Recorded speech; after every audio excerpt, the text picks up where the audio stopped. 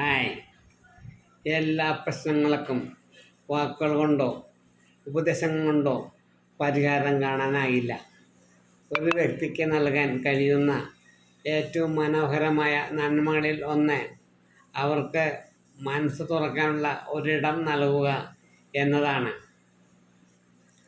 ചില സമയങ്ങളിൽ ഒന്നും പറയാതെ ചേർത്ത് പിടിച്ച് നിശബ്ദമായി കേട്ടിരിക്കുക എന്നത് മാത്രമാകും പരിഹാരം.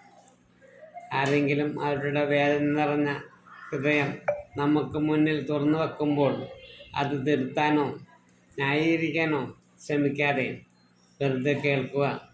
ആ കേൾവിയിൽ ഒരുപക്ഷെ ഒരു ജീവിതം തന്നെ തിരികെ ലഭിച്ചേക്കാം. നല്ല ശ്രോതാവാകാൻ ശ്രമിക്കുക.